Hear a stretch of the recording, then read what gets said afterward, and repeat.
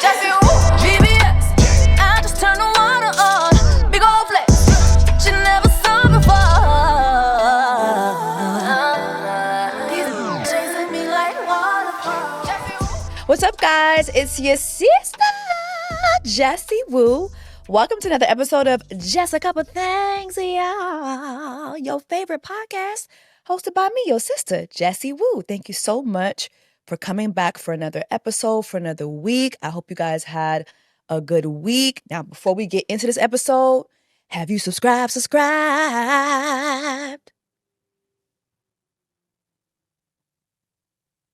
Okay, just making sure you hit that subscribe button, okay?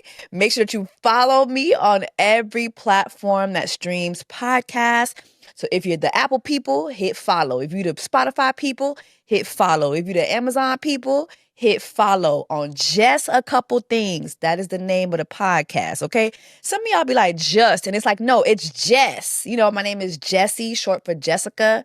So Jess, Jess, a couple things, all right? You click follow? Okay, good. Yes, let's get into this episode of Just a Couple Things, y'all. How was everybody's weekend? I had a whirlwind of a weekend. I got to co-host the red carpet of the NAACP Image Awards, and I will get back to more of that this episode, but I got the gig literally last minute. Like, I got the gig Thursday night, like at 8 o'clock at night, had to be on a plane by 7 a.m. the Friday morning. And by the time I flew in, I was at rehearsals with Terrence J, Chloe Bailey, Novi Brown. Well, I guess I am getting into it. So it was really, really nice. Like, all of Black Hollywood was there. So much was happening. It was my first time being able to host a red carpet live. I have never co-hosted or hosted a red carpet.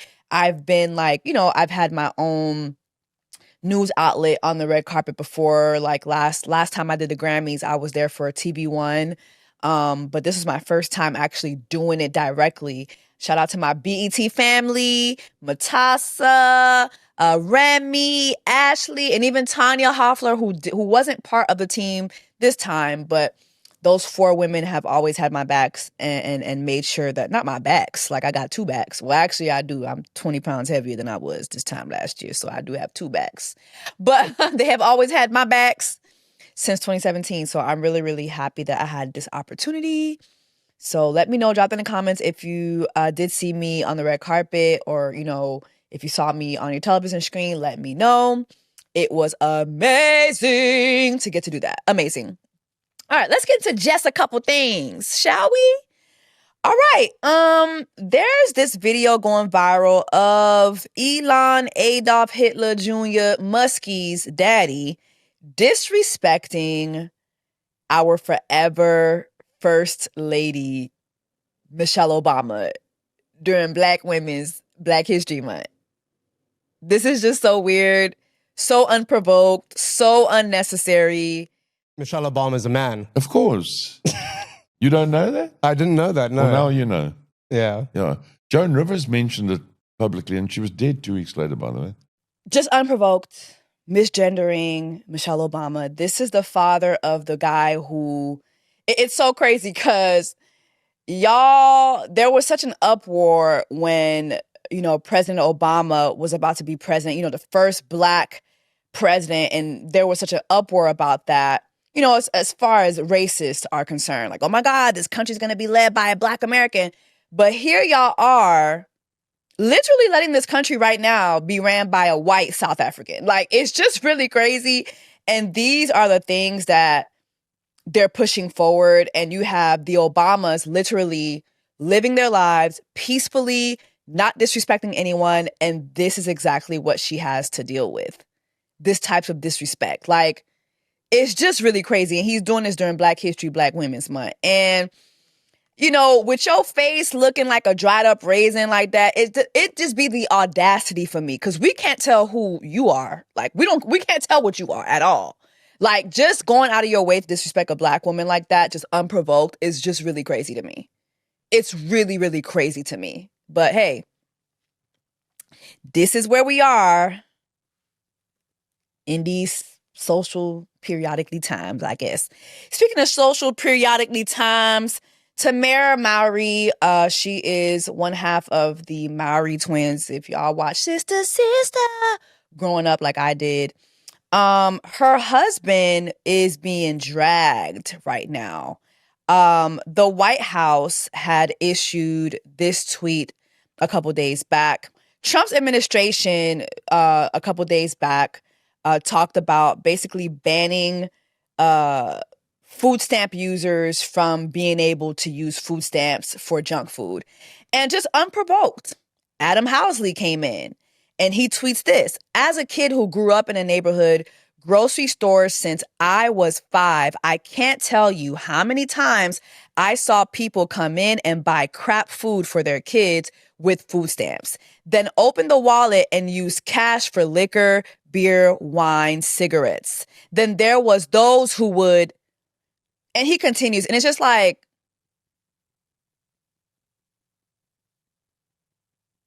now we understand why Tia and Tamara don't hang out. Like, now we understand why Tia and Tamara's bobs be looking mad different.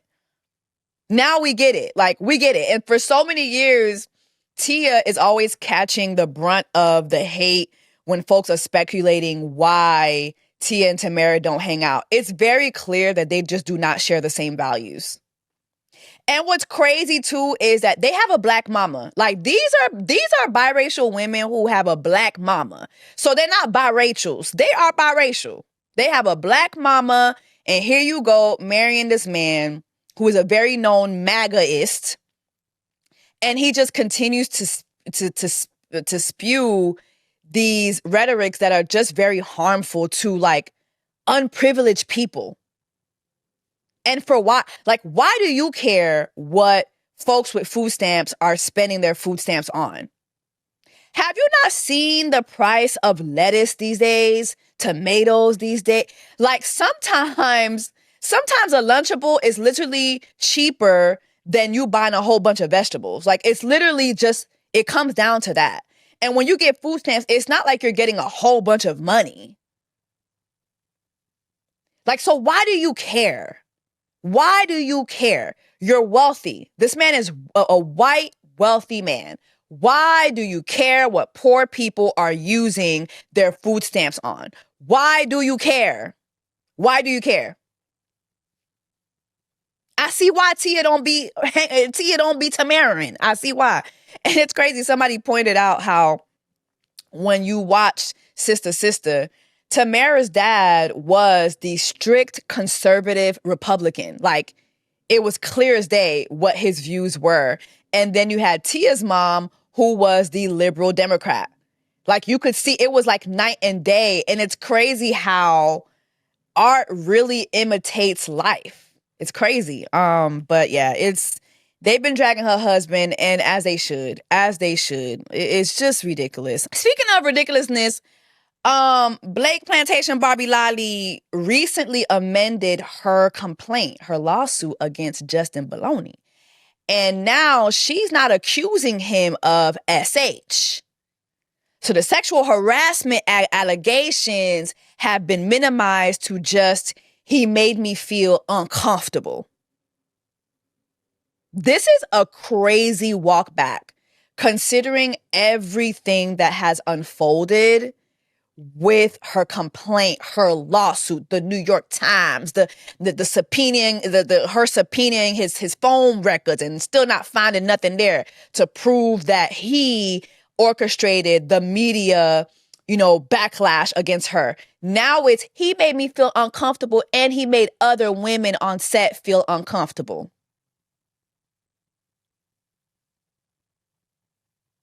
Insane. No, I do not believe all women. Some of y'all are Blake Lollies. No, I cannot believe all women. Some of y'all are literally Blake Lollies. You go out of your way to lie. And it's insane. All this for what? Just because you wanted to take over that movie set? Like, it's, why didn't you buy the rights to the book first? Like, Deadpool is your husband. You could have, where's your scooter? You could have been did that. So why didn't you do that proactively and you do the movie on your own? Or why didn't you just shoot down doing the movie? This is really just insane. I hope Justin Baloney like just rakes in all the coins away from you and your husband. Like, it is insane what they've done to this man. Then you have the Hollywood Reporter coming out with this article, and I hope Justin Baloney and Plantation Barbie sue both of y'all. Like, I hope they both sue y'all for this AI cover. It's just so unnecessary. You got Deadpool in the background. You got Justin Baldoni's lawyer in the background on his side. You got swords. Like, what do y'all think this is? It's giving very like David versus Goliath, because you got the little rock underneath Justin Baldoni, and then you got the slingshot. Like, y'all are doing a lot. I hope both of them sue the crap out of the Hollywood Reporter. This is a lot. But the title is called Justin Baldoni's Leap of Faith. What role did the controversial director's Baha'i religion play on the set of It Ends With Us? Did Wayfarer's missionary miscues help set the stage for Hollywood's uncivil war? Like, what is going...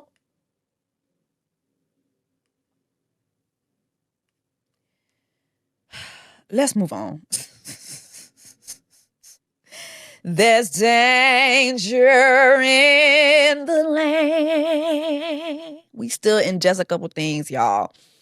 It was reported over the weekend that Joy Reid's show would be canceled, and there was an outcry from the Black community, and not just the Black community, but I saw an outcry from a lot of folks, to the point where there was an emergency live on YouTube where thousands of people gathered to give Joy Reid her flowers and to tell Joy Reid how needed she is in the world of journalism. Like, we know like where the White House is headed as far as controlling the narratives of what the news is. And Joy Reid is just somebody who has never shied away from telling us what Donald Duck's real agenda has been the entire time. Joy Reid is somebody who would literally, word for word, talk about Project 25. And when so many people were like, oh, this is not true. And when you had Donald Duck saying he had nothing to do with it, mind you, everybody that he had something to do with it had something to do with Project 25. And then now, lo and behold and lo, everything that has come to pass within the last few weeks of Donald Duck taking office is literally Project 25 coded. So this administration does not want journalists like Joy Reid to exist. Okay, it's plain as day. But anyway, she joined the emergency live and she had this to say, which it just really touched my heart. But in the end, where I really land and where I've landed on today is just gratitude, but also that my show had value. Joy Reid did her final address last night on MSNBC. And honestly, for me, as someone who graduated with a master's degree from the School of Journalism at FIU, I just want to say Joy Reid has been a huge inspiration for me.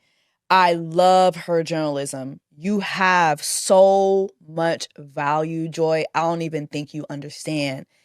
Just the way she seeks the truth, and she is persistent about communicating the truth and encouraging us to think, to do our research, to make things make sense.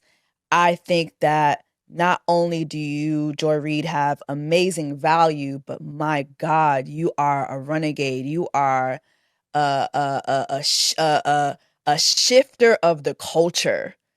Like, so many of us want to be journalists because of your journalism. And it's just sad for me to see MSNBC let Joy Reid go like that. But, you know, I hope that her and Don Lemon link up and cause all types of ruckus. Like, imagine Joy Reid and Don Lemon linking up and doing their own online show. I mean, to be honest, that's where things are headed now anyway. Like, cable does not have great ratings. And so Y'all go ahead and y'all do y'all own thing, and I'm gonna be right there to support. How you doing?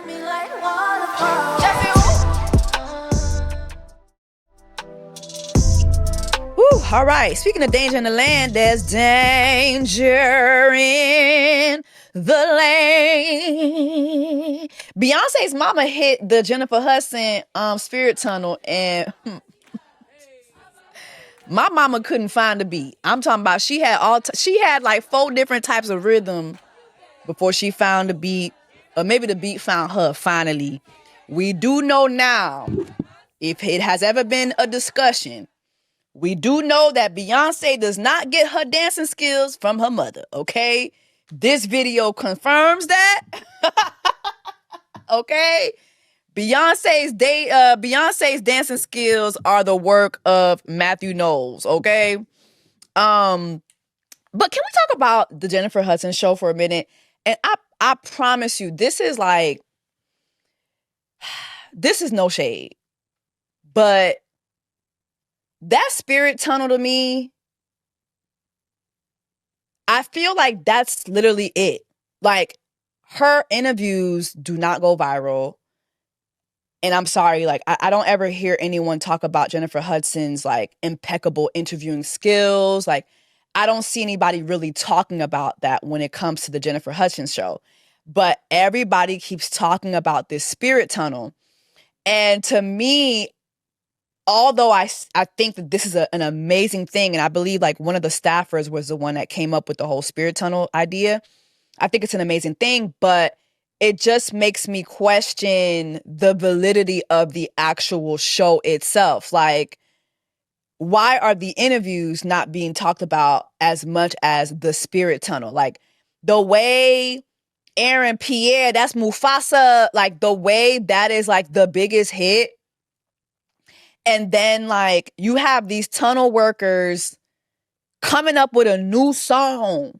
Every time somebody hits the tunnel workers have to have a new song. They have to have a new choreography. Sometimes I've heard the J-Hud spirit tunnel workers sing in harmony. Like, are they getting an extra check for this? Like, I want to know the terms and conditions for working the spirit tunnel, because the way the spirit tunnel outshines the actual show, I'm going to need them tunnel workers to have, like, a carve out for what's going on in that tunnel, okay? Because it's a lot going on. It's a lot going on.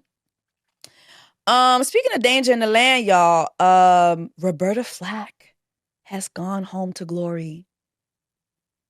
Oh my gosh.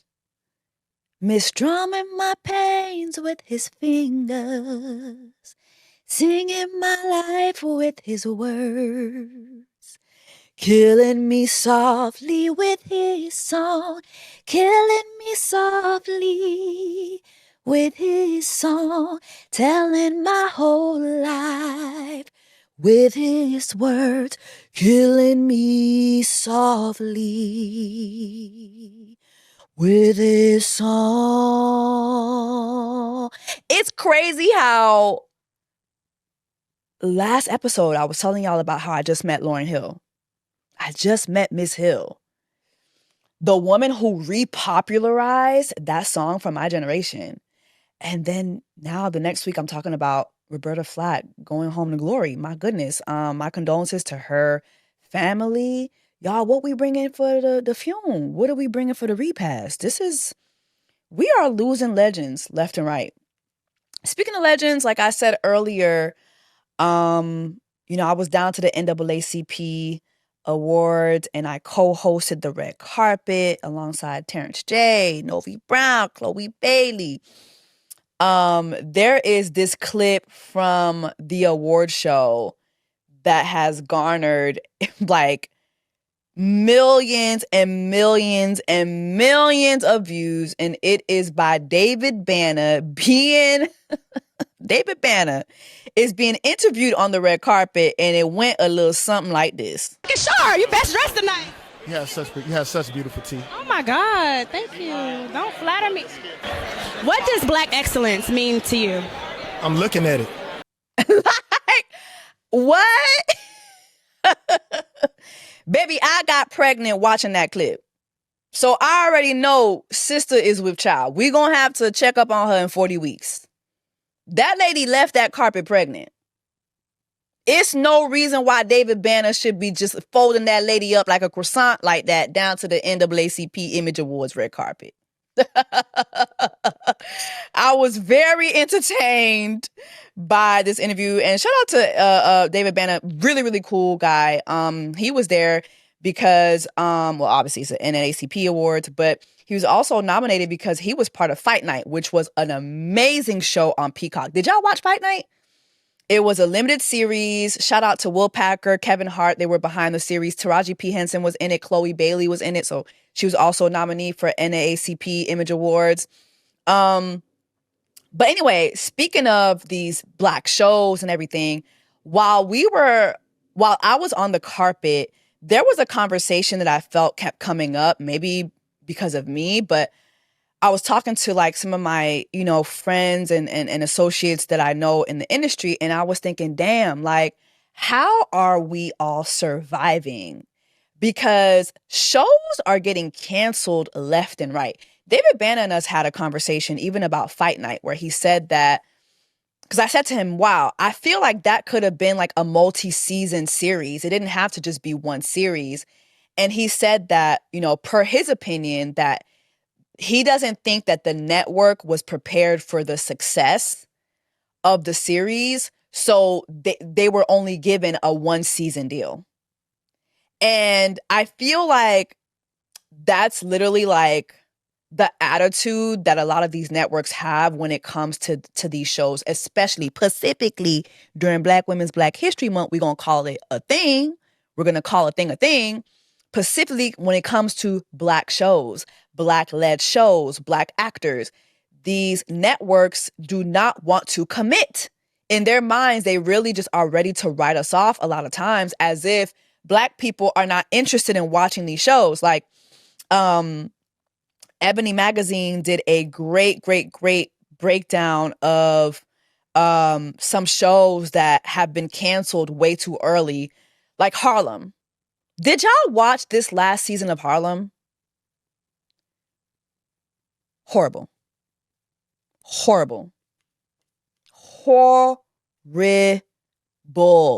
I am sorry. Like, that first season was so strong. Second season was stronger.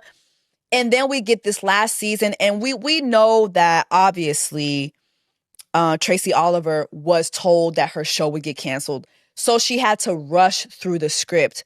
But my goodness, the fact that this show wasn't given a fair shot for them to at least wrap things up in a way that made sense. Like, everybody's storyline was trash.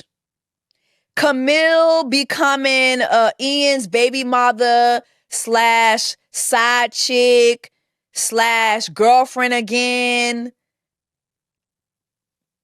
What?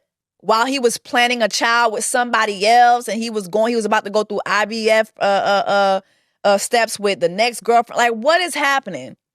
So Camille ends up being a baby mama. No, thank you. Angie's storyline to me was very, very annoying. Like, very annoying. The whole I got drugs in my butt, like the whole drugs in my butt thing. And I get it. It was from the, girls trip. Obviously on Harlem, they were doing, the girls trip, the musical. But I just felt like the whole I got drugs in my booty. It just was, it was too much. Did that have to be the song that we focused on? I just feel like her character, along with her fiance, just became these hyper versions of their character. Like, her fiance knew that she was an aspiring actor and he was supportive of that in the last season. But then all of a sudden in this season, he's not supportive of that. And she's not supportive of him either. They both did not want each other. But some of y'all gonna disagree, but I felt like her character gave me very, very selfish. Very, very selfish. And then his character just kind of went on like full red pill. Like, it just was weird. again, I get it. They had to rush through the writing, but it just was weird. And then like Ty, going from celibacy to all of a sudden, okay, I'm not celibate no more. I'm delivered. It just didn't make... Quinn, to me, her storyline was the most entertaining. You had Quinn, who was dating, what was Kofi's character? Kofi played Seth. And she becomes Seth's stylist. And then she also becomes his girlfriend. But then she realizes that he's still dating his previous stylist, I guess, or someone else. But anyway, Seth tells her that he doesn't believe in monogamous relationships.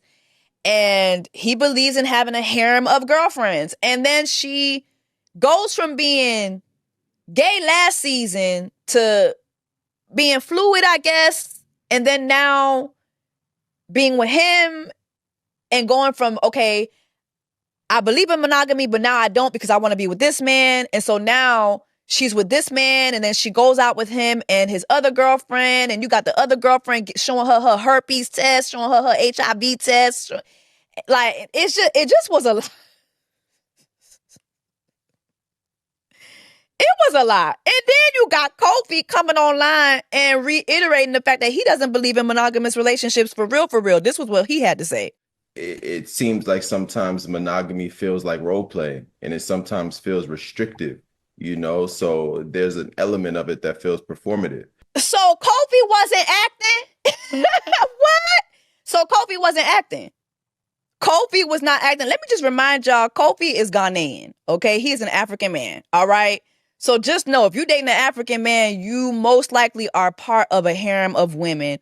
For him to say that, monogamy is restrictive and performative, that came from the depths of his soul, okay?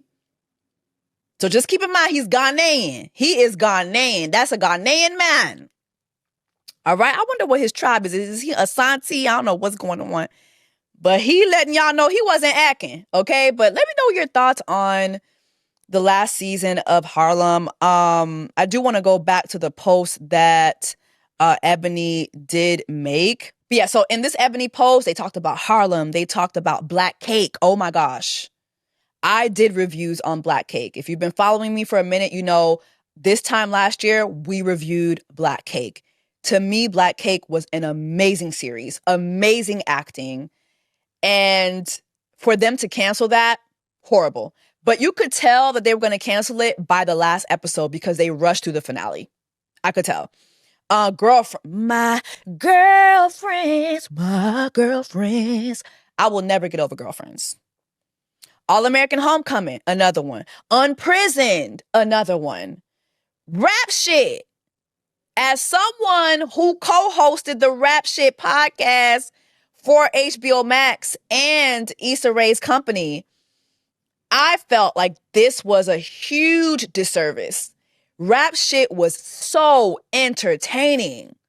And the fact that they were only given 2 seasons, that is just criminal activity. So many people feel the same way about Lovecraft Country. I feel like if you ask most people who watch these shows and you ask them, what is a show that got canceled way too early? They will tell you Lovecraft Country. During the NAACP Awards weekend, I saw so many people on the red carpet say that. It was a phenomenal show. Jonathan Martin Luther King Majors III was amazing. Journey Smollett, amazing in this show. And what HBO did was horrible by canceling them. A Black Lady sketch show was also great. I mean, we could go on and on and on. Shout out to Ebony Magazine for making this list. I want to talk about a show that's coming out this week on BET, and it's called Pound for Pound. And in the midst of all these shows being canceled, I want to use my platform to talk about this specific show because I want Pound for Pound to get what it deserves. I want to see this show be successful. This show takes place in South Africa. I was able to get a preview of it. It's really, really good. It focuses on Lindiwe's determination. So basically, the show is about a group of female South African boxers. And this is post-apartheid, all right? If you know anything about apartheid, you know that basically was their version of that was their Jim Crow era. Okay? So now you have these Black women coming up in a genre where they have to deal with racism and they also have to deal with misogyny. The show focuses on the main character, again, which is Lindiwe, and we're going to see her basically try to break these barriers of social justice, gender roles, gender inequality, and she'll be fighting for justice and good treatment for her and these other women who are in the space of boxing. You know, I feel like female boxing is something that we don't really talk about a lot. There is a big community for female boxing here in this country, but they don't really get their shine. We're always talking about male boxers. And so I'm really happy that BET Plus is deciding to shine a light on not only female athletes in the boxing genre, but in South Africa. I think it's such a good way, especially in these times where we're dealing with a lot of not only social injustices for white people, but we always have these diaspora wars that happen between the Black community. And so I think that this would be a good chance for us who are living in America to just get a glimpse of what South Africans go through. And so anyway, pound for pound, I got to see the preview. It is really, really good. The cast is amazing. The acting is amazing. It premieres this week, February 26th on BET Plus. Please make sure you guys watch it because I will be dipping back and reviewing it again. All right, y'all. So before we continue, I just want to talk about briefly this week's podcast guest. We have none other than Ashley Wheeler. Ashley Wheeler has been on our TV screens for a minute.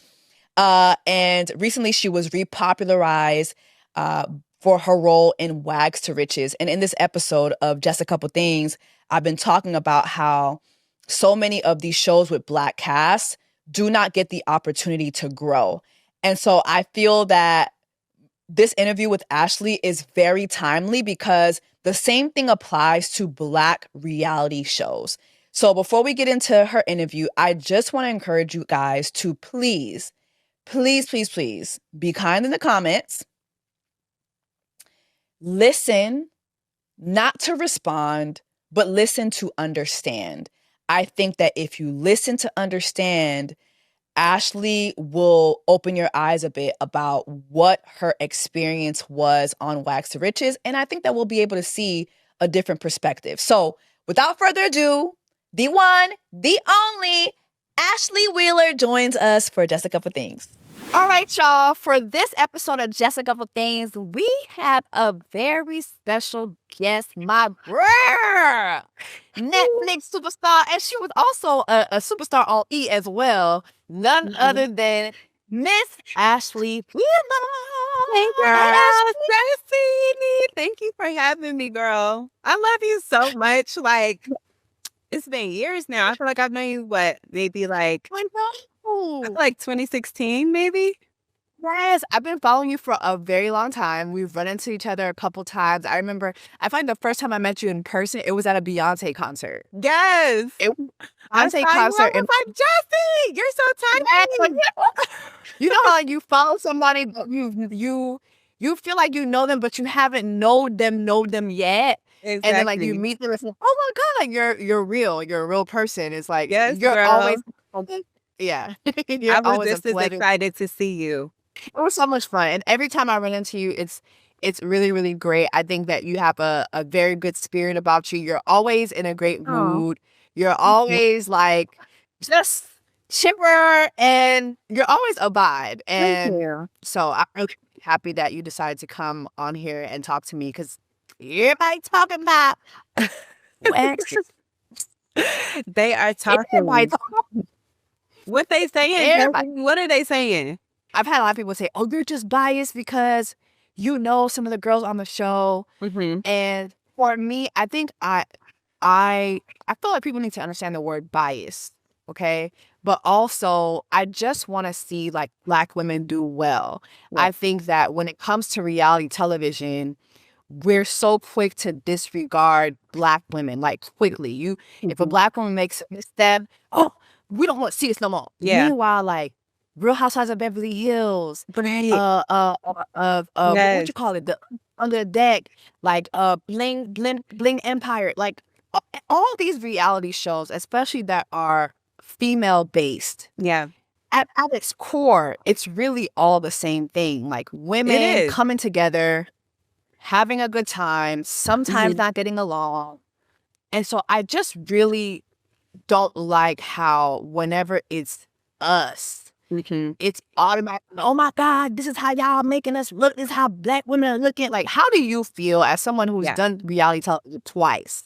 How do you feel about those types of comments? You know, first of all, it really is just a little irritating that people forget that this is for entertainment. You know what I mean? It's like, first and foremost, this is not fully real life. Yes, it's reality TV. Yes, they're following us. Yes, we don't have a script per se. But people forget that this is for entertainment purposes only, okay? And there is editing that goes into it. There are a lot of moving parts and pieces that the audience, the viewers don't get to see. So when they judge us like it is real life, to me, that's not fair. You know what I mean? I feel like, yes, we want you to have these emotions. We want you to relate to us. We want you to like us, love us, hate us, whatever, feel us, you know, through whatever we're going through. But also keep in mind that, you know, this is for entertainment. You're not seeing the full story. And, you know, it shouldn't hurt you that deeply to where you need to go and tell me that you hate my life and, you know, you wish I would die. Like, it should never evoke those type of emotions because it's entertainment. Wait, did somebody tell you that? Yes, girl. Like, the people are upset. You know, I feel like they held us to a very high standard because they know, well, they knew of me, they knew of Sherelle, you know, some of the cast members, you know, already have like a following. And so I feel like they held us to like a certain standard, which is fine. But it's also like, just remember, you know, you're not getting the full story. And it's also kind of confusing too, because, you know, you have like the Love and Hip Hops and you have the baddies and all that, and they can get on there and act a fool and cuss your mama out and do the most, and ain't nobody tripping about that. But if I come on there and I'm like, you know, ooh, it's a whole problem. So for me, I feel like it's just a little unfair, the standard that they're holding us to. And I just wish that they, you know, just took it for what it is. It's literally just for entertainment. That's it. I love that you said that because it's so true. The same, I mean, crowds definitely will vary depending on the show, depending on the following of a show. But within our community right now, you're right. Like, Zeus is huge right now. It's crazy. It's like the more they're wild, the better the show is.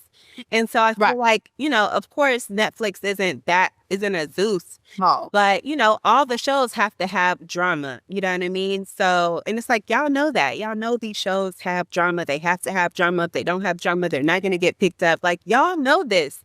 So why hold us, you know, to the cross for, you know, a little shade here and there? I don't get it.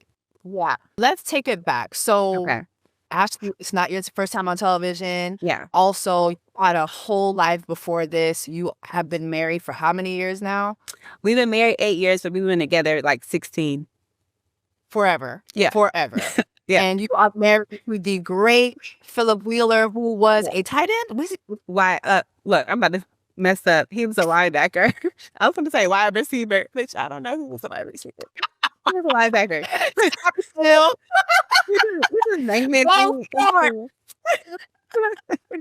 I was cheering for him though. He was right. I can see you in those sports. Yes. And so that's my Did you ever, you know, like as a wag, have you ever felt that you had to know the sport? If you didn't know the sport, you were seen as stupid. Did you feel like you had to show up a certain way? If not, like the other wags wouldn't. Like, tell me how wags culture has been for you. I would feel like there's definitely ways that I felt that I needed to show up as a wag. not necessarily knowing the game, but I definitely think that there is a WAG culture. There is, a way that you're supposed to support your man, support your family. There is a certain standard, and it's different from every organization that you go to. My husband, he was drafted to the Colts, and it was a very family-oriented place. So I loved being there. I would say the organization was very friendly, but a lot of the wives were not friendly to the girlfriends. And I was just a girlfriend then. Yeah, girl. So I wasn't getting invited to like the Bible studies and the luncheons, and I was. Wait a minute. Yeah, girl. Now, Was hold on. Wait a minute now. Jesus love everybody. Jesus love the children. Jesus love everybody. But they say not You church. They think I'm the church over there. You didn't want to read it? Yeah, girl. I mean, I hate to say it, but yeah. And but I do want to say, like I said, it's different from different organizations. And I think there's it starts from the leadership and who's running, everything. So I would say that was just my experience there at the time. I know a lot of women in the league, and they've had great experiences. And I think now, too, it's a little different. I talked to some of the women who are still involved, and they say, it's a little bit more of a sisterhood than it was back in the past. How do you feel it was in Miami versus being in India? In Miami, I would say it was a sisterhood. They were a little sunbeamish. They tried to get together and do their thing, have lunches and little things like that.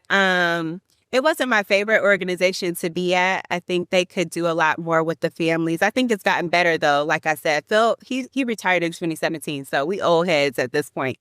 But yeah, girl. So things have changed for the better from what I see. What spawned you getting on WAGs, which was on E? It's so crazy because me and Darnell and the rest of the girls, we would be hanging out, and we were like, you know what? We should be on a TV show. Like, because we really would be having a good ass time in Miami. We're like, somebody need to see this. You know what I mean? Somebody needs to watch this. So we kind of were just like talking about it, and I really feel like we manifested it. There was a casting director like in our was it DMs? Is that what Twitter is called? The DMs and Twitter? Yeah. I don't know. I'm getting old. I don't use Twitter no more. But anyways, they found us on Twitter, and I thought it was a joke, because back then everybody was scamming or whatever. So I did an interview, and next thing you know, like literally it happened so fast. Like within like a month, we were like signed and about to start filming. Like they flew us out to LA. They did a green screen interview, and they were like, oh my God, we love y'all. Let's do it. And perfect. I was glad not to see Darnell. Where is she? I don't know. I have no idea where she is. Like, real shit, I have no clue. Really? Oh, that makes me sad. I used to love seeing y'all. I know. It was real life. Like, I felt like she was like more than a best friend. Like, we were like family. So I'm just shocked too, to be honest with you. Well, I hope things change with that, because I used to love seeing y'all together. Thank you. Before you did WAGs too, I want to talk about just you personally. You talked about being part of the military. What was that experience like? And then do you feel like being in the military has helped you be able to have tough skin for what you're doing now? I got in the military because I had an ROTC scholarship in college. So once I graduated, I became a commissioned officer.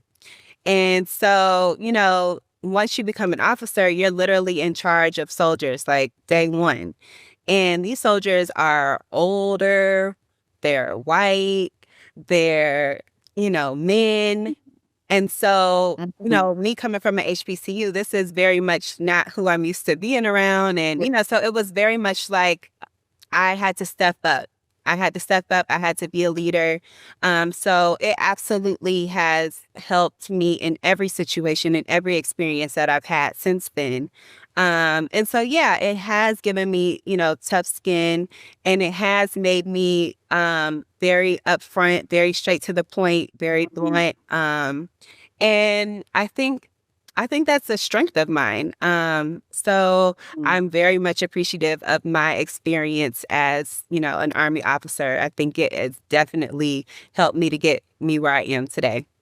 Both you and Sherelle have the military background. Yeah. And I feel like you all are not totally similar, but you do have the same, like, matter of factness. Mm-hmm. Do you feel that, like, being very matter of fact can sometimes come off like you're mean? Well, I think on the show, how it was shown, it was mean. It wasn't matter of fact. It wasn't blunt. I think what everybody is saying was mean girlish. I can see why they would say that. So I don't want to like use like the military, being in the military and the culture. I don't want to use that like as an excuse. You know what I mean? I'm saying like the show, what you saw, I think it did look mean. But I do come off very blunt, very strong. So it can, I mean, if you're sensitive, I guess, but I'm not a mean person, you know what I mean? But if I feel some way, I know how to express myself in a very, you know, just straight to the point way. While I did enjoy the show, I do feel because I've seen you on television before, I didn't get enough Ashley. Like, I was like, okay, where's Ashley? Like, where is Phil? Where are the boys? We only got like one scene. Exactly. And where y'all... That's why I'm saying there's so much that people didn't see. They only used the parts of me where I'm expressing how I felt about a certain person or a certain situation. So you didn't get the full essence of who I really am, because I'm really the jokester. Like, I'm really a clown. You're very consistent with your personality. However, I do feel like I saw more of a fun side. Yes. Back then, like when Darnell used to just be kikiing, I feel like here I did not see that. And again, we understand everything doesn't leave the cutting room floor. However, I think that was one thing that I was missing from you and some of the other girls too. Like, I felt like, okay, Sade would pop in here and there, but I'm like, okay, but what's her family story? What, you know, and it was same thing with you. Like, okay, so we not want Phil no more. We just get that one scene where Phil was dangerously horny on the line. Exactly. No, they missed so much. And I feel like we needed that. We needed those parts of the show because, you know, now you see what the viewers are saying. It's like mean girl. And I'm like, I'm not a mean girl because I really could care less. Like, I really don't care. You know what I mean? That much about people and what they doing. Like, I'm very much a clown. Like, I want to have a good time. You didn't get to see that. You didn't get to see a lot of the business stuff that we had going on. You didn't get to see a lot of the family stuff. I filmed so much stuff that y'all want to see, like dates with my husband, a home. You filmed dates? Yes, a whole homeschool scene with my children at home. Like, how many, you know, affluent Black families, you know, are homeschooling? You don't get to see that on TV. You know what I mean? Like, there were so many scenes that I feel like were important that they just cut out. I feel good. And another thing too, and this is no shade to nobody, but y'all, Ashley got money. Ashley and Phil got money. No, I wanted to wait to see. I wanted to see the money. I'm still not like, I wanted to see the money. Like, I really want people to just take a moment and look back at the scene of Ashley in her backyard. That was her backyard. Right. Okay, like their home is crazy. And like you were just saying, you guys do have affluence, and I just wanted to see that. When I watch these shows, just me personally, I want to feel dragged. Like, yes, give me the money, give me the cars, give me, and it's not opulence. Exactly. And the thing is, it's like, we're giving you that. We're giving you the opportunity to show that. But y'all wanted to focus on the dumb ass sex tape and like stuff we do not care about, you know? It's like we have all this beautiful shit going on and y'all want to focus on that. Like, we have businesses. I have like businesses that we could have filmed. They didn't show that. So it's like the audience really didn't get the full story, you know?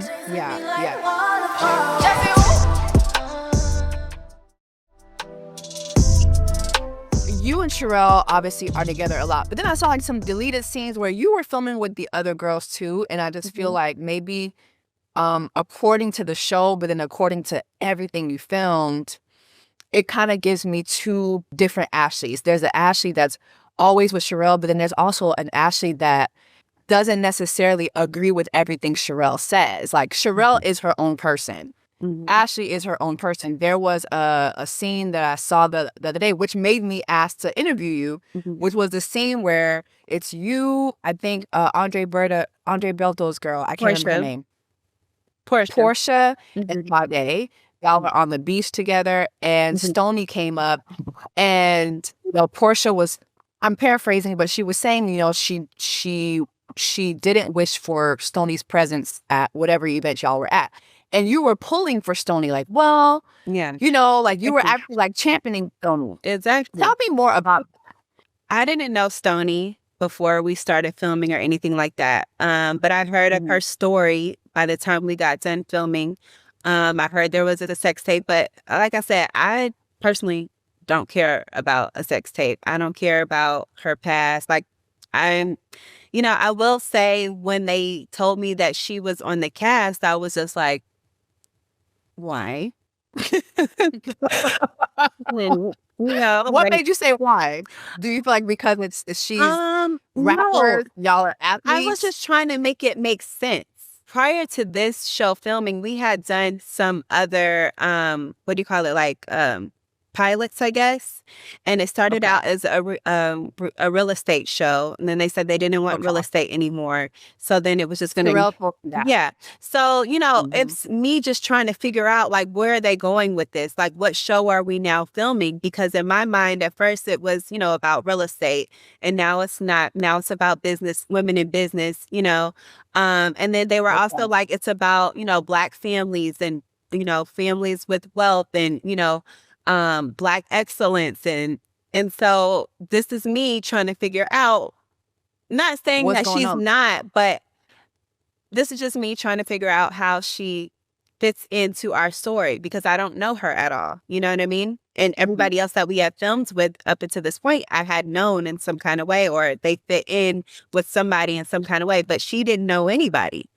I think she knew MJ, but through her daughter, it just, to me, I was trying to make it make sense. So she's filming with you guys. Now, from the audience standpoint, I said this to Sherelle, I do feel that it did come off like colorism, because Stoney is the darkest one, and Stoney is not the only person up, on the show who has had like scandals in her background. So it did come off that way. Do you feel that is valid? Like, do you feel like the audience has a valid look on that? Or what do you feel her experience? And just for disclosure too, when I interviewed Stoney said she didn't feel that it was colorism, but at the same time, a lot of times you don't really spot colorism until later on. But even with the show airing, I will say she still felt like she didn't feel that it was colorism. I disagreed with her. I also disagreed with Sherelle. Yeah. But we've all felt like, no, it was basically kind of what you were saying, which is that we just didn't, the show was going in this direction, but then it went into a different. I mean, to be honest with you, I can only speak from, obviously my experience and how I felt about Stoney. And, when the scene happened and Sherelle was like, I don't F with you or whatever, I thought it was a lot. I think I knew going in how Sherelle felt about her, but I didn't think she was going to go in and say everything she said the way she said it. And I also, I don't know Stoney. I think this was my first time meeting her. So it was a lot for me. But looking at that, the deleted scene that I saw is you saying that you didn't agree with the way Sherelle handled that. Right. But they deleted that scene. So if you delete a scene where I'm telling how I felt about it, then of course you're going to think I'm a Sherelle minion or a Sherelle follower. I have spoken to Sherelle. You don't feel any kind of way because Sherelle kind of like went in on Stoney, and Stoney is your guest. You didn't feel like she should have taken her to the side. Stoney was Alexa's guest. Oh, Lord. Oh, okay. She did tell me about it. And I was like, that's fine. The more the merrier. I don't really care. But I have my own feelings. I never said anything to Stoney like that. I never said I don't want to hang out with you. You know, I'm telling you how I feel. But I really was confused on why she was in the show. You know, I didn't see how we all related. We don't know each other. We don't have the same circle of friends. Like, this is what they're telling me the show is about. But this is her story. Her storyline is a sex tape. So I'm trying to make it all make sense. So if there was anything like against Stoney, that was my mind frame. But I didn't go into it like, oh, I'm not going to like her because she had a sex tape. It was nothing like that. And then when we did the scene, I was taken aback. I didn't say anything because I don't know her. But I didn't say anything. I didn't agree with Sherelle. It was no tag teaming. It was no gang up on. And Stoney held her own. She was going back at it with Sherelle, but they didn't show that, you know? She said that too. She said that. She said I was dragging Sherelle. They didn't show that. Exactly.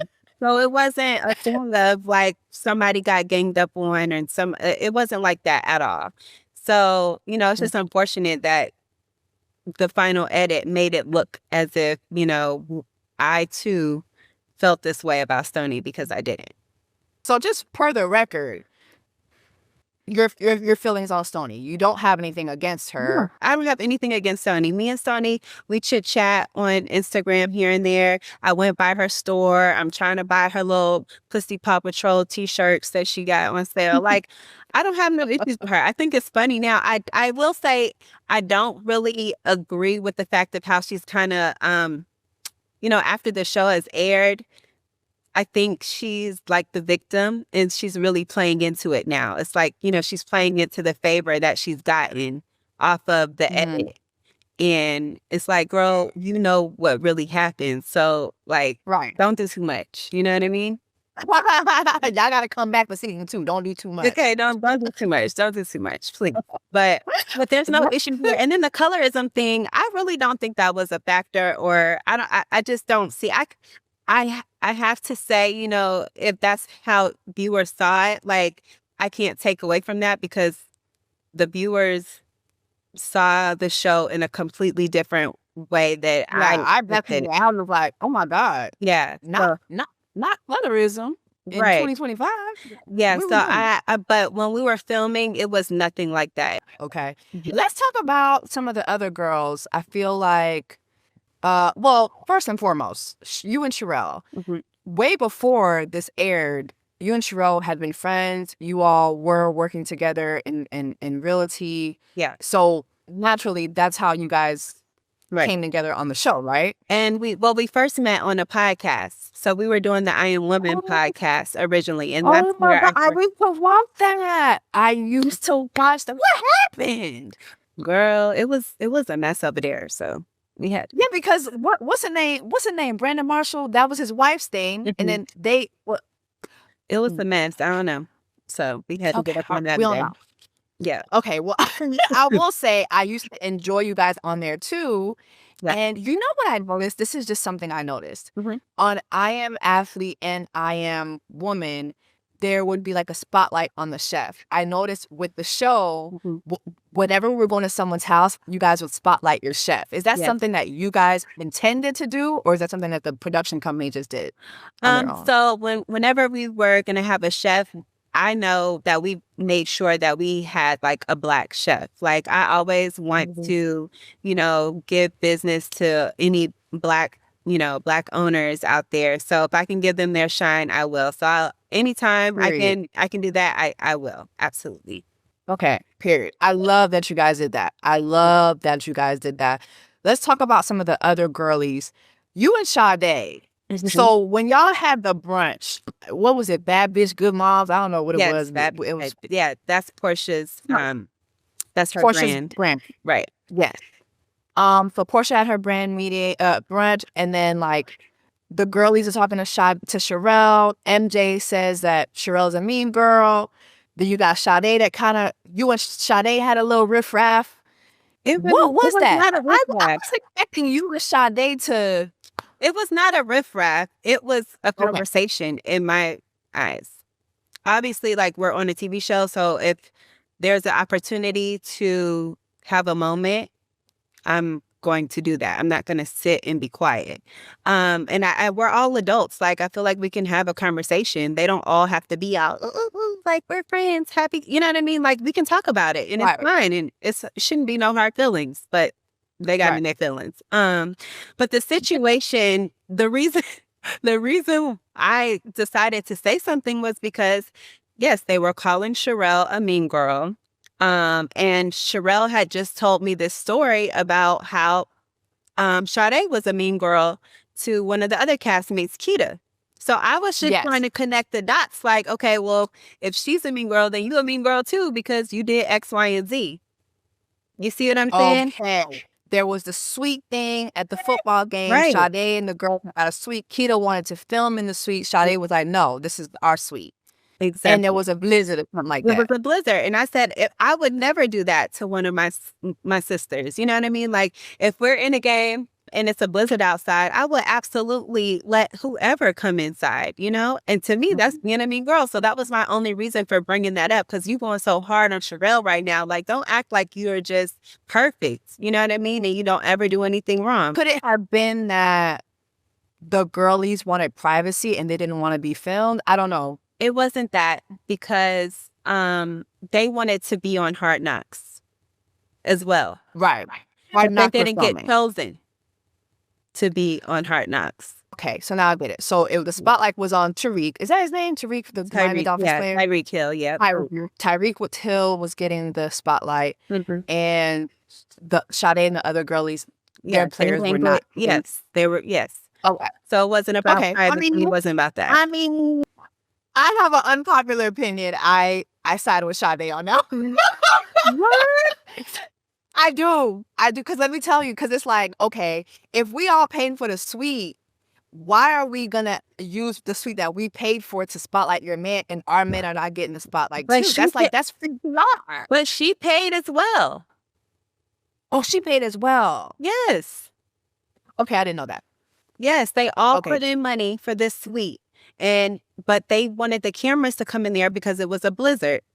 And she told her she said that they did a vote and they all decided that they could not come in there for whatever reason. So to me, that's mean girl. Okay. And I was just trying to make a connection in that moment, but then she got in her feelings about it. And I don't think it's that deep to get in your feelings and think I'm a mean person or a mean girl now, because I just not called you out, but I just was trying to, show you that you're not perfect either. This can be perceived as a mean girl too. Exactly. Okay. But again, I feel like when I looked, especially when I looked into the leader scene, I'm like, damn, look at Ashley and Sade. Like, y'all look like y'all could be cousins.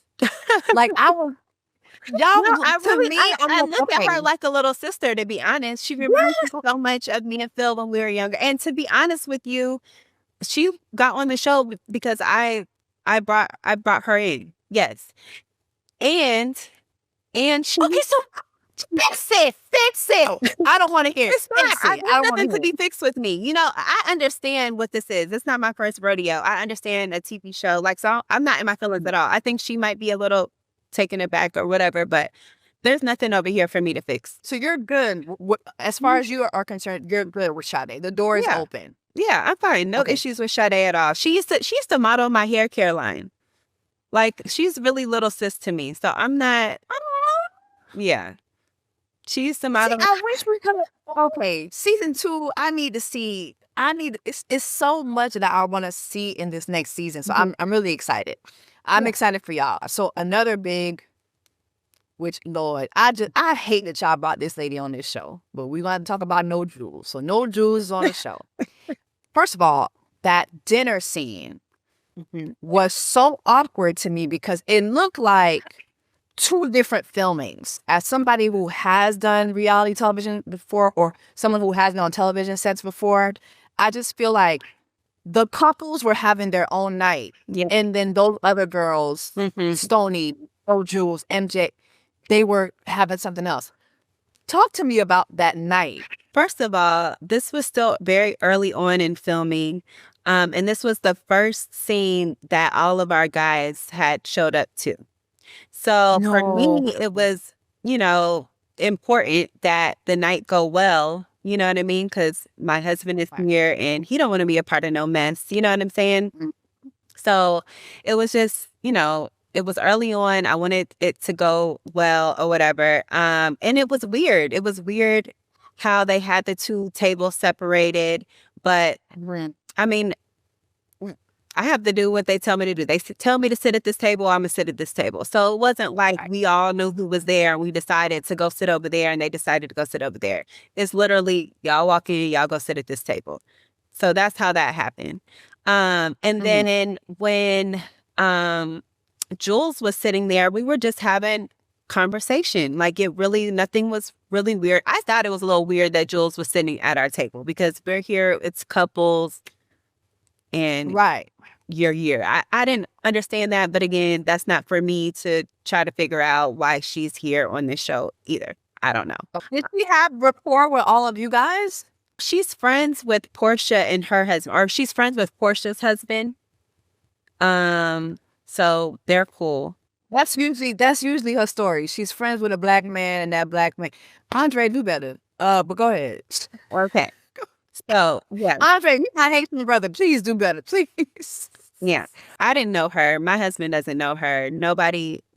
So anyway, we're sitting at the table talking. Everything is fine. I remember Sherelle asking about the whole babies thing. I didn't think nothing of it. Like, literally didn't think nothing of it until I'm watching the show and I'm like, oh shit. You know what I mean? Like, at the time, nothing was weird about that conversation. So you had no idea about the abortion that supposedly happened like before she came? I knew about the abortion talk after, but I still didn't put it together with the conversation that, it was, because it was so, that was a small part of that night. The fight was what was so everybody was talking about. You know what I mean? Just in case anybody hasn't seen that scene, is basically there's a scene in Lads where there's a dinner scene, couples are out, no Jules comes to the couples table, and Sherelle is like asking all the couples when they're gonna have kids. When's your next baby? I remember her coming to you and saying, when are y'all feel gonna give us a girl? And you like, hell to the no. Right. Then she goes to no Jules and she's like, when are you gonna have a baby? Something like that. Yeah. And she kind of hesitates. Yeah, but the hesitation, I feel like it didn't really happen. It's editing. Like the whole, you know what I mean? So in that moment, it was regular. It was like, no, you know what I'm saying? Okay. It wasn't a big deal. The conversation didn't get weird when she asked her if she was having a baby. And maybe she did feel some kind of way inside, but she didn't show it. Yeah. You know what I mean? Okay. It wasn't a thing. Nobody was like, oh my God, did she say something wrong? Did she ask for something wrong? Like it didn't feel that way. It felt regular. So then she gets up and next thing I know, she's sitting at the next table. We hear them getting loud and then I see them fighting. That's from my point of view. That's all I can see. I can't hear what's being said. I can't really see like who had their finger in the face. It just was like yelling and they were right next to each other. And then the next thing you know, they're fighting. Okay. And so after that, she stood up and said the whole thing about, is this my real hair or whatever. She said that. Mind you, after she asked a black woman, what have you done for your community? And mind you, she's a white woman. Yeah. Asking a black woman is during Black History Month.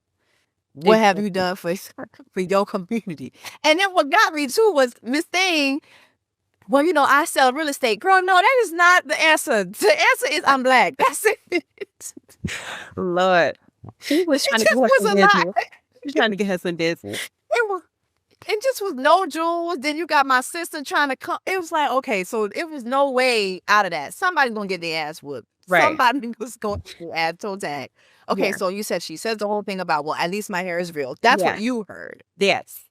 Okay. So now everybody's like, what the hell is going on? Because we're in the middle of this restaurant. Y'all just got into a fight. And everybody is just really like in shock that they just got into this altercation. Like nobody really gets up because we're in shock. My husband is running in there like, let's go. And then, and I'm just sitting there like, what's going on? So I think my husband was like trying to get me to hurry up and leave. And I was like, no, let me like figure out what's going on or whatever. And I think the guys, they all ended up leaving because they just wanted to get out of there. They did not want to be affiliated. Yeah, they didn't want any controversy. Exactly. Because, you know, they have a lot, you know, to lose. And they don't want to be wrapped up in no mess. So the guys left. So now it's the rest of the cast. We're just, you know, kind of waiting around, like trying to figure out what's going on. And eventually I end up walking Jules to her car. Nobody else, not even the producers, nobody. I walked Jules to her car because she was still very, very upset. It seemed like she didn't want to leave. I think she was still trying to find the girl to fight her some more or whatever. Mm-hmm. So I took it upon myself to try to calm her down. I literally walked her to her car, helped her get in her car, and watched her leave. But she's not going to say that. She says that alarm when she shows up at your event. Yeah, well, she kind of makes it seem like everybody. Yeah. Well, she kind of made it like everybody was against her, and you remind her, "Hey, I checked on you. I walked with you to your car." Yeah, mm-hmm. That whole scene, honestly, was a big turnoff for me because, like I said, my husband showed up. That was his first time filming. He had already had, you know, some reservations about filming the show, so it really just turned me off. It really upset me. Also, producers are telling me this is a show about Black affluence and Black wealth and Black excellence and this and that. And then y'all have a white girl on here fighting and a Black business. So these are all of the thoughts that are going on in my mind. If we want to talk about victims, she gets to be a victim as well because as a viewer, it looks like she was there for all of you guys to beat up on. Because like there's even like a flashback scene where she had cornrows and y'all were like, "Girl, why you white? Why you wearing corn?" It just was like, okay, guys, and like, that was from the pilot. That scene was from a pilot when they were begging us, please, we need some drama. We need some drama. Say something. And we were like, Jules, we're going to say this, this, and this. Just say something back. I'm probably not supposed to play all that. But anyways. I feel like even as a viewer, even as you're telling me that, right? I just feel like in the end, you do understand that her being in you guys' midst, it felt like y'all were bullying her. Which I know that not to be true, but according to every comment section that I've been in, it's But when did I bully her? In what part? I never saw you do that. So I never saw her bullied by anyone, to be honest. I think that moment, she just had a tit for tat with that girl. And from what I've heard, and even the girl went on TikTok and she gave her own backstory. She was a girl who was shooting a pilot with you guys as well. Mm-hmm. And Jules had said some things to her that she didn't like prior to that. So it was a continuation. Like what was going on with them prior continued into filming. So I wish that would have been maybe more mapped out for the viewers. But still, so it doesn't look like. But still, to me, it's like, what did Ashley do to this girl? True. So all that can be true. All that, like, what actually happened and what actually showed can still all be true. What did Ashley do to her that was so bad and bullied up on? Like, that girl came to my charity event and called me a hoe. She came to my event, and what they didn't show is at my Alexander Wang charity event, Sherelle wanted to sit down and talk to her, and I told Sherelle, no. I don't want y'all to talk about this is my event. This is not the time to talk about that. But do you think they showed that? No. I actually feel like I saw that, Ashley, you know? I don't know. I feel like one time and I was like, I feel like from watching the show, it was clear from where you stood, y'all not about to do this down to Alexander Wang at my charity event. And so I'm calling her, she has to leave. And then she calls me a hoe. But ain't nobody talking about that. They saying I'm ganging up on her. Y'all ganged. I'm like, I didn't show up to her event and call her a hoe. So how is she? Mind you, you've been married for 16 years. You've been with this one man for 20 years. Hello? You've been with Philip since you were cross. And you show up where I have invited guests This is a business relationship here. You show up and don't know how to act. For the second time now, I'm at a scene where you don't know how to act. So these are my feelings, but everybody is like, you're the mean girl, you're wrong, you're ganging up, you're Sherelle mania. Like, and I'm just like, no, because I'm doing my own thing. She came in there. She doesn't know how to have a conversation. She gets upset. So Security when tried to put her out twice. when folks are calling you a mean girl, where do you think that is coming from? What scene do you feel in the show solidifies why you think people are calling you a mean girl? I can't answer that because I don't relate to that. I don't see that in me. I cannot answer that. The viewers gotta answer that. I feel like I am not the girl who's, super friendly. I'll give you that. I'm not like super cheery and bubbly,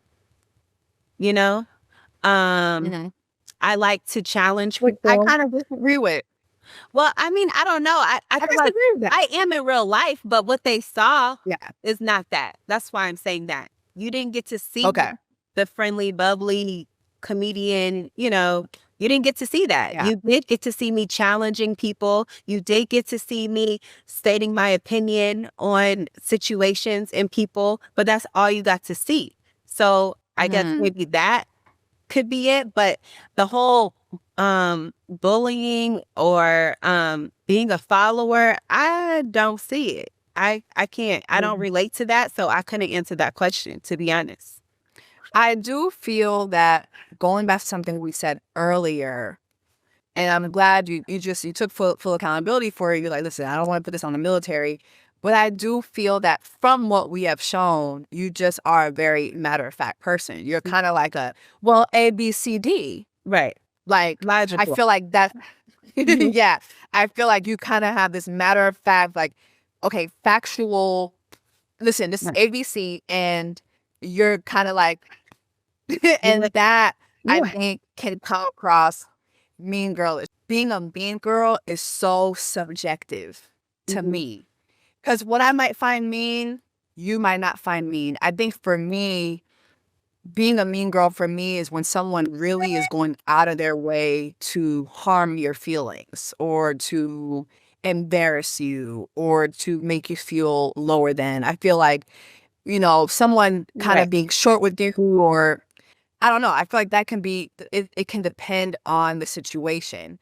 Yeah. But I think for me, it's just so subjective. And I think that that's just not enough for me to be like, okay, we're not watching Wags to Rich. Like, bro, that's how they acting. I'm like, y'all act like I went and cussed somebody mama out. I done had sex with somebody's husband. Like what? This is crazy. What? I literally was very shocked, and everybody's like, why are you so shocked? It's not the editing. That's literally what you showed. And then I'm just like, okay. Yeah, I got it. Here's the thing. Did you see? No, Jules, she wrote me today on Instagram, and I responded. She said I was a mean girl in that first scene when we were supposed to be the scene where everybody went in on Stoney. And about me and where did I Jules, find it? we had a conversation about Kanye. Do you remember that? Yes. Okay. So she tells me this whole thing about Kanye. I guess he had texts or something to her phone. And so we started talking about Kanye. And then as soon as we got done talking, I went to Alexis and I was like, girl, do you believe that? Or something like that. I don't remember. Yeah. And so she said that pissed her off because I gave her all this advice. And then for me to go behind her back and basically doubt her about what she was saying, that was so wrong of me. And she was very disappointed. Then she DM'd me and said she was very disappointed. Let me see what she said. That's what she said. Literally, this is like an hour ago. Right, you?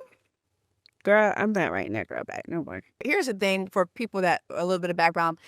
No Jules does talk about working for Kanye West and, what happened between her and Kanye, which, to be honest, I feel like when she didn't talk to you guys about it on camera, all of you all were very understanding and gave her a lot of advice, and I think that even with all the culture vulture claims, which are very valid, I never saw you bring that up. Like, I never saw you. Because we made it a point not to.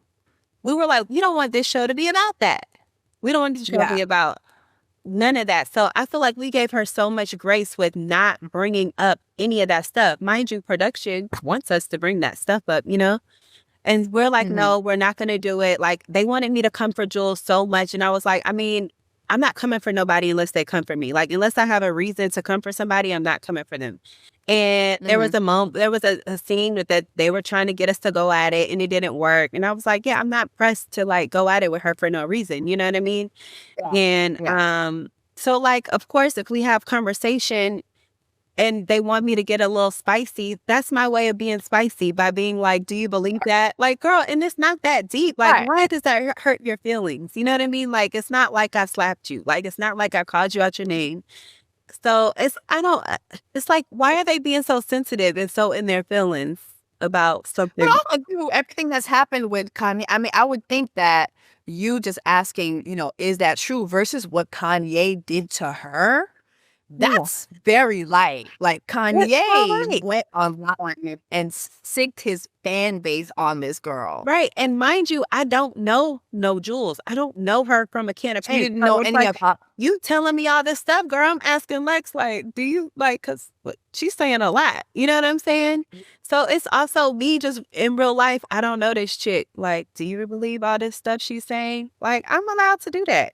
And then they get in their feelings. I don't understand. Like, why are you so mad? I don't get it. Yeah, I think maybe she is realizing that, like, you didn't really say anything specific to her. I think her thing is with Sherelle, and Sherelle has explained that already. I had an interview with Sherelle. Sherelle has explained that already. I think that I personally, as a viewer, I can't make no demands. I just feel that her there was not great. I feel there's so many other non-Black women who could have been in your midst, and it didn't have to be this. Like, it didn't have to be us digging up something about a woman that literally ruined Daniel Caesar's career. like literally. Like, yeah, I don't think that's necessary. I mean, for me, for season 2, my question to you is like, what would you like for us to see? What direction do you think that this should go in? Because, I mean, the show is a success. Even if, some of the comments are not agreeable, Ashley, the show is a success. It hit number 3 on Netflix. So you guys are definitely coming back. So what do you hope to showcase us the next time around that we didn't get to see?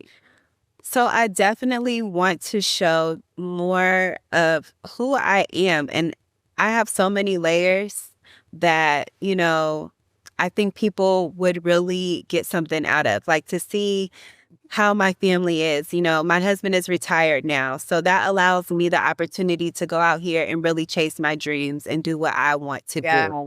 And I think that's such a beautiful thing to see a happy married couple. We have 2 Black boys. We're homeschooling them. Like, you don't get to see that every day. We're running businesses. My husband is in film now. I'm sorry to interrupt you, but this came to me as you were talking about you and Phil. Y'all have survived the NFL. Like, I don't think people understand. Like, when you look at a lot of these of these wags, these wives and girlfriends who get with these players, a lot of times it's not really real. Right. Once that football is no longer being thrown, a lot of these families break apart. A lot of these relationships break apart. And so y'all have been able to survive that. Can you talk to me about how have y'all been able to do that? To be honest, I got lucky.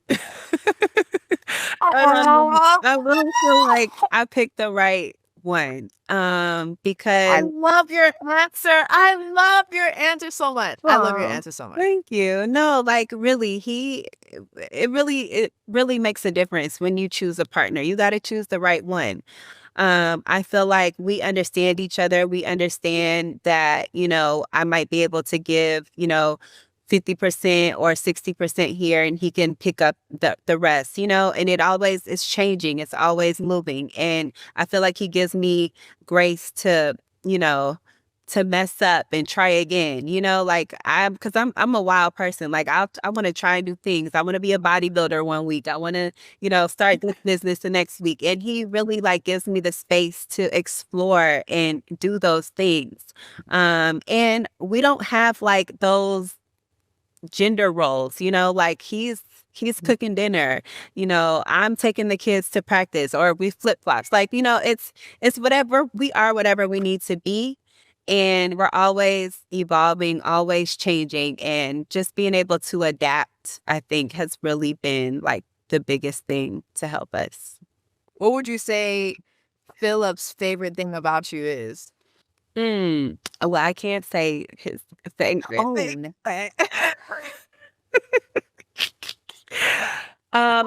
His second favorite thing. We can talk about that. I think he probably loved my ambition. You know, like I've never been one to just want to sit back and be just his wife or just his girlfriend. Like even just when we were dating, you know, I always had something going on.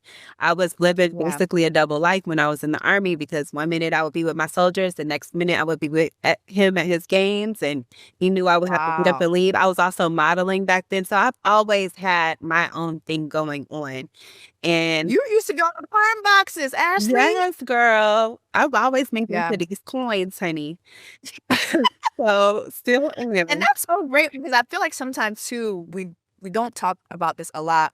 Yes, these powerful men, they have like all these things happening, but a lot of times when they get with a woman who has her own stuff going, you kind of like threaten his ego. And from what you're saying, that hasn't been your experience. No, he's always pushed me to do more. Like he's always been very supportive.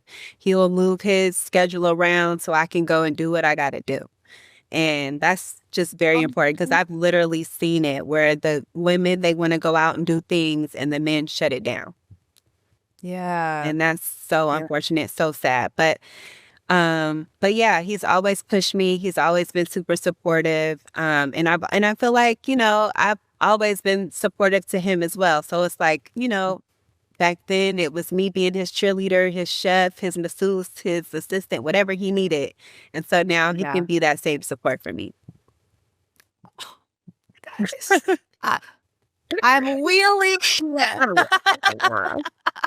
Unintended. I mean, I really hope we get to see more of that next season. I am a fan of all of you guys. Like, I love the show. Yes, there were a lot of things that were messy and all that, but I loved it. Like, I binge watched it. I was excited to see it. Yeah. I told Sherelle this before, that I think it is phenomenal. I think people don't understand how hard it is for someone like Sherelle to get 2 chances at this. And then this is also your second chance at this. And people don't understand how quick Hollywood can disregard Black cast, whether it be sitcom, reality, whatever. Yeah. Black people in entertainment, they get disregarded so quickly. So I just want us to just rally behind y'all. And okay, like, listen, first season, okay, like, there were mishaps. Second season, it's still going to be mishaps. I don't want y'all to come in and be perfect. Like, I don't want that either. I still want to be entertained, and I just want people to just have more grace for you all. To have more grace, more understanding. The same way we look at these other communities, and it's like, oh, well, let's have that same grace for Black women too. Like, let these Black women figure it out. Let them make their mistakes.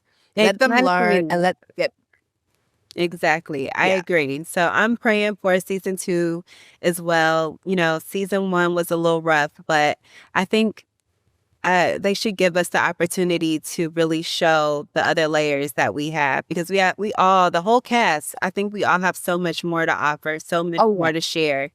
So it would be a disservice to end it like that. Oh, yeah.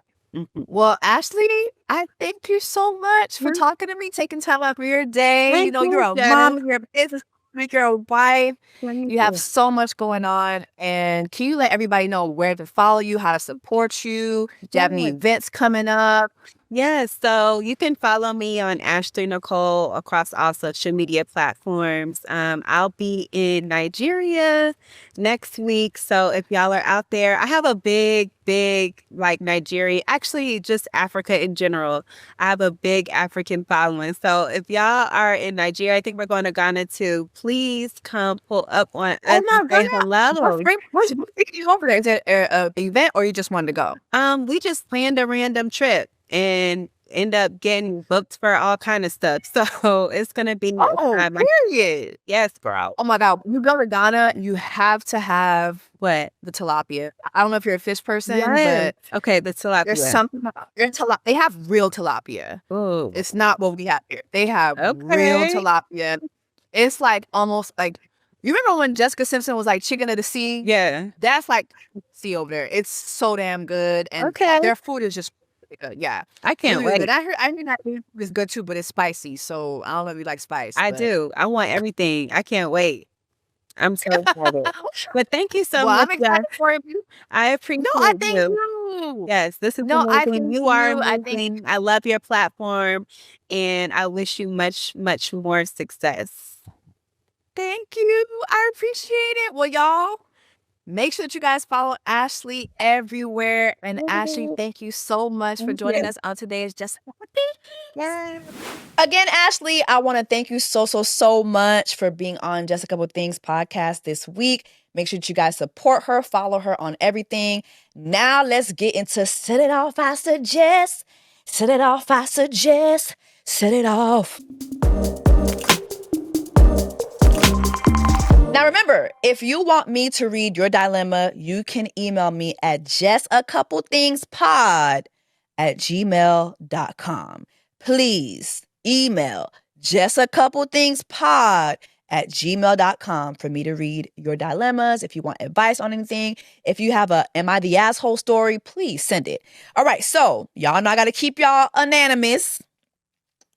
So this email starts off and it says this. Hey, Jessie, 2025 is 2025ing. I hope you're doing well. I'm reaching out because I need some real unfiltered advice. And I know you keep it 100. And do. It all started with a situation that happened on December 30th, 2024 that made me question just how much he respects me. Oh, Lord. He's a smoker, and to help him quit, I brought him $80 tobacco-free vape. We made a deal. If I caught him with cigarettes, he'd throw them away. And if I had found a pack, I could get rid of them. I found a pack, so I threw them out. Before leaving for work, he was searching everywhere for them, clearly upset. On his way to work, he hit my car. But instead of telling me, he left without saying a word. Girl, we could just end the story right then and there. Like, what else are we... What else are we talking about? Later, he called me asking me to bring him lunch and a notebook he forgot. I went to his job, handed him his stuff, and he still didn't tell me about the car. Hours later, I go to Walmart and realize my car has been hit. I text him about it. He said nothing. I called him freaking out about somebody hitting my car, and he stayed silent. Girl, I even went to the police to check the cameras, and they told me no one hit my car at Walmart. I spent the entire day trying to figure out what happened. It wasn't until I mentioned getting a police officer friend involved that he finally admitted to me that he was the one who hit my car. Girl.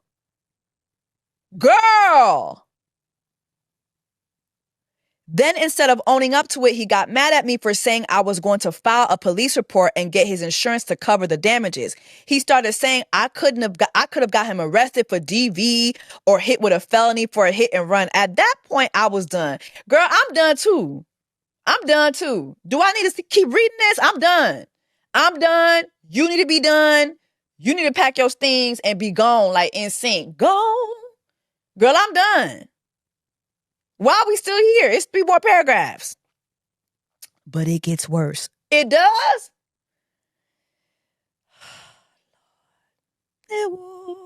I'm tired. After he hit my car, I left with a friend to clear my head. When I got back, I realized my engagement ring was missing. This is your fiance? Girl.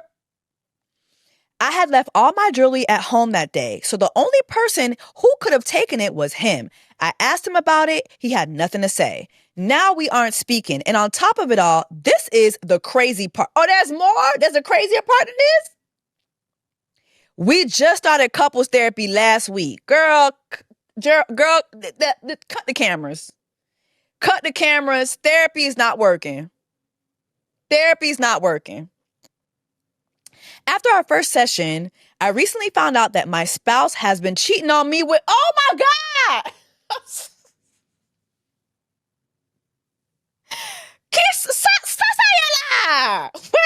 Wait. Girl.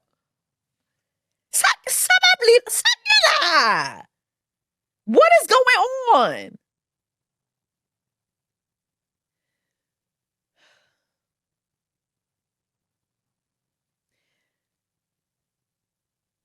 What is happening? I'm scared to read the continuance of this letter. Okay? After our first therapy session, I found out that my spouse has been cheating on me with somebody he works with. The betrayal alone is painful, but on top of that, there's more. Hey, that's some he woo. But on top of that, I discovered messages where he was telling the other woman he wants to eat their coochie.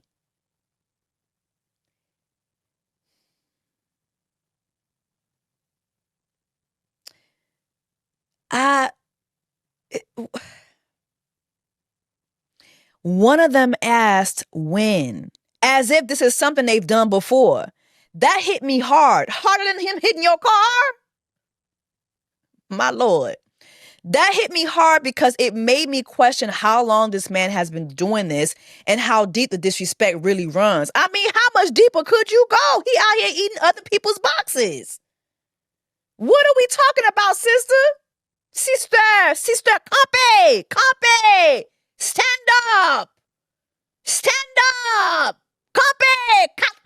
Compay. Girl. Right now, I'm trying to process everything, but I feel so lost. I don't know if I should even consider working through this or if I need to just walk away completely. I feel like he's been using distractions, his job, his lies, and maybe even gaslighting to avoid accountability. And honestly, I'm tired. Now, I don't even know if continuing therapy is worth it. It's not. I feel completely disrespected, betrayed, and exhausted. Therapy is supposed to help rebuild trust. But how can we do that when he's still lying and hiding things? Do you think I should continue couples therapy or is it time to let this go? I know I deserve better, but after everything, I feel stuck. How do I move forward from this? Is there even a way to heal and trust again after something like this? The pain is making it hard to think clearly. I'd really appreciate your advice. Sincerely, your Miami-raised, Haitian, Bahamian, Jamaican Miss Sister? Sister? Haïtien ye? Ou pali men di fe nan mouda neg la? Hey! Ou pali men bale nan mouda si monsieur? Nah, cause girl, you are Haitian, Jamaican, and Bahamian, and this man has lived through all this. Ou pali men bale nan mouda neg la? You gotta lime e balen. This is lime e balen season, girl. Girl, let that man go. Let that man go. That man is using therapy to gaslight you too. You didn't even say that, but I know he's using therapy to gaslight you too. The man hit your car. That's how much he hates you. He hit your car and didn't tell you, and then said that you were going to get him arrested for DV. That man is a gaslighter. He does not like you. He might love you, but he only loves you for what he's getting out of you. I can already tell. He does not like you. Please don't get married to this man. Let that man go. Let that man go. Summertime is coming. Summertime is coming. We'll get you a new nigga. We going to Ghana for December. That's going to go up soon, girl. Join the Ghana trip. we gonna get you a Kofi. Nah. Not the Kofi who just said he don't believe in monogamy. Girl, no. This man is your biggest op. He hates you. He hates your guts. He lives to embarrass you. He is addicted to your sadness. He is addicted to seeing you low. You need to pack your things and leave him alone. And from the way you're speaking about this man, I can almost guarantee that actually that man would have to pack his things and leave you alone. So go ahead and do that. Change them locks. Change them locks. Do what you got to do. If you got to leave the premises for a little bit, change them locks. Don't pay the power bill. And leave that man in the dark. Leave that man in the dark so that he could leave you alone. Point blank, period. Okay?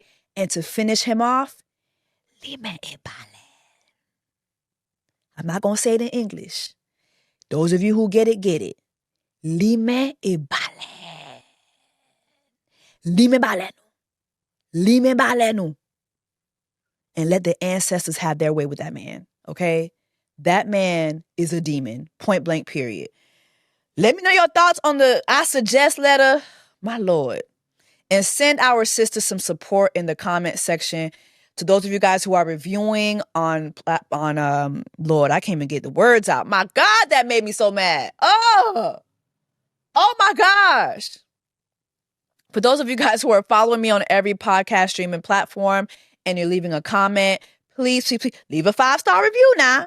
I'm a 5-star bitch. Leave a 5-star review, but also leave some encouraging words for our dear sister who sent in her letter today. My goodness. What a dilemma. Anyway, y'all, thank you so much for watching another episode of Just a Couple Things Pod. I am your sister. I love you. Take care of yourselves and each other. I will see you next time. Chasing me like waterfall.